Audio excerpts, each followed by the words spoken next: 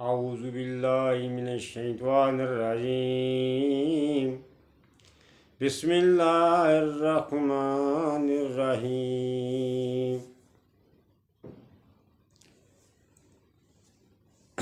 السلام علیکم ورحمۃ اللہ وبرکاتہ۔ آج میں نے ان لوگوں سے بھی کچھ چند باتیں کرنی ہیں کہ جن کو قرآن پاک کہتا ہے من الجنت والناس، یعنی کہ انسانوں کے اندر بھی جو شیطان ہے ان شیطانوں کو تھوڑی سی وارننگ دینی ہے کہ تم اپنی حرکتوں سے باز آ جاؤ، ورنہ شیطان کا ٹھکانہ جہنم اللہ تعالیٰ نے بتایا ہے، اور اللہ تعالیٰ کے جو نبی کے ارشادات ہیں اس کے مطابق شیطان جو ہیں وہ جہنم کے حقدار ہیں، چاہے وہ شیطان جنوں میں ہوں چاہے وہ انسانوں میں ہوں۔ کیوں؟ من الجنت والناس، ناسوں کے اندر بھی شیطان موجود ہیں۔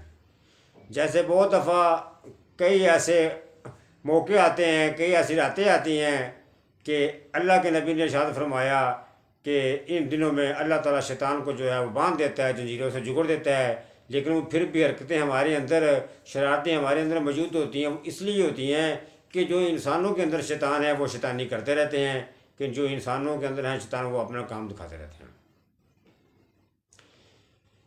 میں آج کوئی میرے محترم ادارے ہیں، میں آج تھوڑی سی ان سے بھی گفتگو کرنے سے آپ لوگوں کو آگاہ کروں گا کہ جو میرے وہ ادارے ہیں میں ان سے گفتگو کیوں کرنا چاہ رہا ہوں۔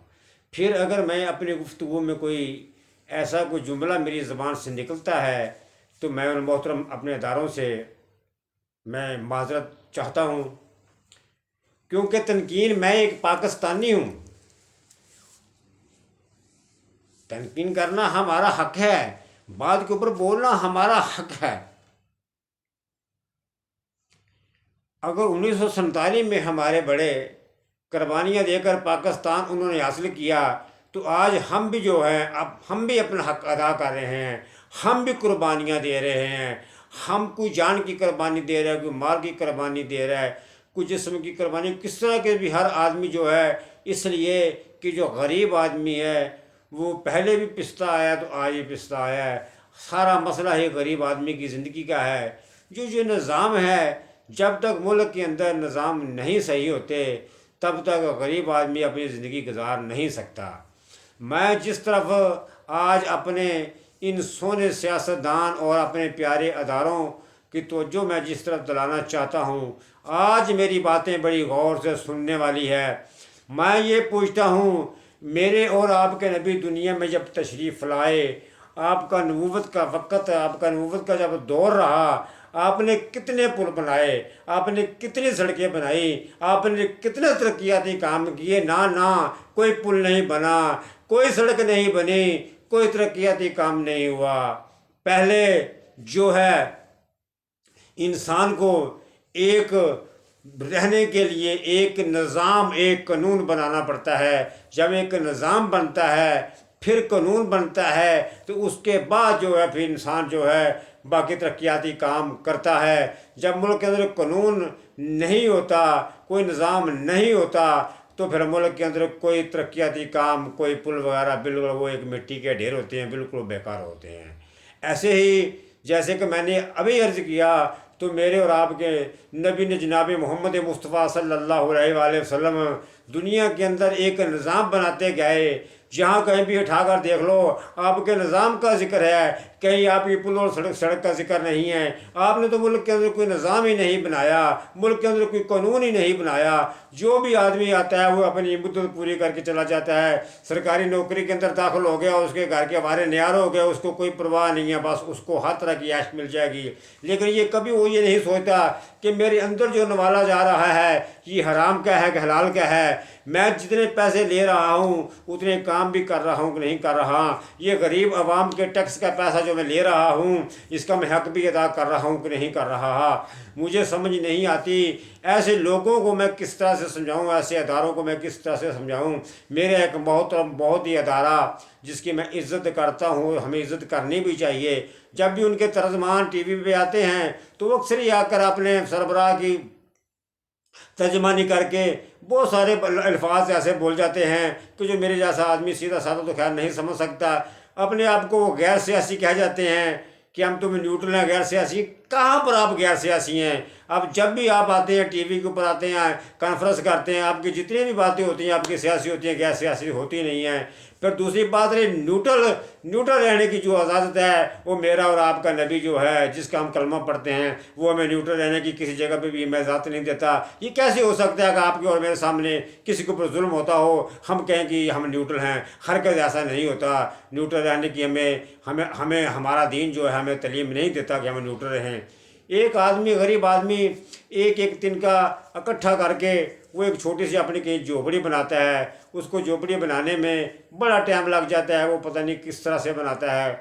जब फिर उसके अंदर उसका बसेरा करने का, रहने का जब टाइम आता है, वो उसके अंदर अभी चंद ही दिन या चंद घंटे ही अभी उसके अंदर वो रह पाता है। फिर एक ऐसी आंधी, एक ऐसा तूफान आता है, उसको सबको बहा के उसको उड़ा के ले जाता है। फिर उस इंसान के दिल के ऊपर जो बीतती है तो वो इंसान ही जानता है। जैसे कहते हैं कि एक मरने वाला आदमी जो है ज़िंदगी की ख्वाहिश जब वो करता है तो उससे बढ़कर कोई नहीं जानता। इसी तरह हमारे मुल्क के अंदर जितना भी ये निज़ाम बना हुआ है ये कोई इस्लामी निज़ाम नहीं है। इसके अंदर कोई इस्लामी ऐसी करी आप लोगों ने शिक्के डाल दी हैं, किसी के ऊपर आज तक किसी के ऊपर अमल दरामद नहीं हुआ। हमने आज तक सुना कि जब भी मसलों की बात हुई तो फ़लाँ ने नोटिस ले लिया, फ़लाँ ने नोटिस ले लिया, सिर्फ नोटिस ही लिए गए हैं। इसके अलावा कभी कोई अमली उसके ऊपर कभी अमल नहीं हुआ। मैं जनाब अपने मोहतरम बाजवा साहब से मैं ख़ातिब हूँ। जनाब मोहतरम, हमने अपने बड़ों से सुना कि अयूब खान साहब को जब कॉलेज के लड़कों ने चंद जुमले कसे, जब उनके मतलब उंगलियां उठानी शुरू हो गए तो वो लोग जो थे जनाब मोहतरम हमारे अयूब खान साहब उन्होंने इस्तीफ़ा दिया और पीछे लौट कर ना देखा तो इज़्ज़त से चले गए। तो आज भी उनको लोग सिर्फ इसलिए याद करते हैं कि वो इज़्ज़त से चले गए, इस्तीफ़ा देकर चले गए जब लोगों ने उनकी तरफ उंगलियां उठाने की कोशिश की। तो जनाब मोहतरम, मैं माजरत से मैं एक पाकिस्तानी हूँ, इतना को मैं हक़ रखता हूँ। मैं किसी के ऊपर कोई ऐसा कोई इल्ज़ाम या तोहमतबाजी नहीं कर रहा हूँ, किसी के ऊपर कोई जुमले नहीं कस रहा हूँ। बहरहाल मैं आपको मशवरा देता हूँ कि आपने इतनी उम्र आपने यहाँ पर मुलाजमत की है, लेकिन अभी आप जाते जाते अपना आप क्यों बिगाड़ रहे हैं? आप क्यों इज़्ज़त से नहीं चले जाते? आप क्यों से चक्रों में आप पड़ गए हैं? अभी आपकी तरफ उंगलियां उठाई जा रही हैं। आप उंगलियां उठाने से पहले ही, जाने से पहले ही कोई ऐसा काम कर जाएं कि जाते जाते ही बाद में लोग आपको याद करें। हाँ, ऐसा ना हो आप इस अंदाज से चले जाएं, आप इस अंदाज से चले जाएं कि आपको कोई बाद में याद ही ना करे। मैं माजरत से मैं हर आदमी एक जैसा नहीं होता। हर आदमी का एक अपना अपना निज़ाम, एक अपनी अपनी सोच, अपनी उस आदमी की मेहनत होती है। आज जनाब मोहतरम अल्लाह ताला जनाब जनरल परवेज़ साहब को अल्लाह ताला कहाँ भी हैं, अल्लाह ताला उनको सेहत और तंदुरुस्ती दें। आज पाकिस्तान के अंदर कोई आदमी उसका नाम लेने वाला नहीं है। क्यों लेने वाला नहीं है? उसने इतनी ज़्यादतियाँ की, उन्होंने ज़बरदस्तियाँ उन्होंने की, उन्होंने यहाँ तक उन्होंने जजों तक उन्होंने बंद कर दिया। 2 दफ़ा उन्होंने हमारे मुल्क का आइन मुअत्तल किया। फिर जैसे भट्टो ने कहा था कि मेरी कुर्सी मजबूत है, जब उसकी कुर्सी मजबूत का जुमला आया तो अल्लाह ताला को ऐसा गुस्सा आया, अल्लाह ताला ने उसकी कुर्सी का ज़र्रा बहा कर रख दिया। इसी तरह जब ये मुशर्रफ साहब आते थे अपनी वर्दी को हाथ लगा कर कहते थे कि मैंने शेर की वर्दी पहनी होती है, मैंने शेर की वर्दी पहनी हुई है। और अल्लाह तबारक व तआला को जब गुस्सा आया, अल्लाह ताला ने उसकी वो शेर की जो वर्दी थी वो उसमें अल्लाह ताला ने खाक में मिला के रख दी। आज कहाँ है मुशर्रफ साहब? अगर कोई आदमी अच्छे काम करके चला जाता है तो अच्छे लोगों की एक तारीख लिखी जाती है, जो आदमी बुरा काम कर जाता है उसको कोई याद नहीं करता। तो जनाब मोहतरम, मैं जो आपसे आज खसूसी तौर पर मैं बात करने के लिए आपकी खिदमत में खसूसी तौर पर हाज़िर हुआ हूँ, ये जितना भी निज़ाम हमारे मुल्क का ये चल रहा है, خان صاحب کے اوپر حملہ ہو جاتا ہے، اتنا بڑا ثانیہ ہو جاتا ہے، ثانیہ ہونے کے بعد بھی اس کو سب تسلیم کرنے کے لیے تیار کیوں نہیں ہوتے؟ اس لیے کہ سب یہ کتے چوروں کے ساتھ ملی ہوئی ہے، یہ سب ایک ہیں، ان کی گڑیاں ملی ہوئی ہیں، یہ نہیں چاہتے ہمارے ملک کا نظام صحیح ہو۔ ہمارے اداروں کے اندر جو کالے بھیڑیے ہیں، اگر وہ خان صاحب کی حکومت آ جاتی ہے تو وہ جو سور حرام کھاتے ہیں وہ کہاں سے کھائیں گے؟ وہ نہیں چاہتے ہمارے ملک کا نظام صحیح ہو۔ ہمارے ادارے کے اندر، ہمارے پولیس کے ادارے کے اندر بھی جو کالی بھیڑے ہیں جو، وہ نہیں چاہتے کہ ایک ایماندار آدمی آئے، یہاں پر کوئی اسلامی قانون نافذ ہو جائے۔ اگر کوئی ایک ایماندار آدمی آ گیا، اسلامی قانون یہاں پر نافذ ہو گیا، یہ جو بھیڑیے جو کھاتے ہیں، حرام کھاتے ہیں، پھر یہ کہاں سے کھائیں گے؟ یہ سارے کا سارا قبیلہ جو ہے، یہ سارے کا سارا قبیلہ ایک ملا ہوا ہے۔ یہ کیوں ملے ہیں؟ جیسے پہلے بھی کہتے رہے ہیں، یہ 11 جماعتوں کا ملنے کا مقصد ہی کیا تھا؟ کیا یہ سب کی سب 11 جماعتیں ہیں، ان کا ایک ہی خیال ہے؟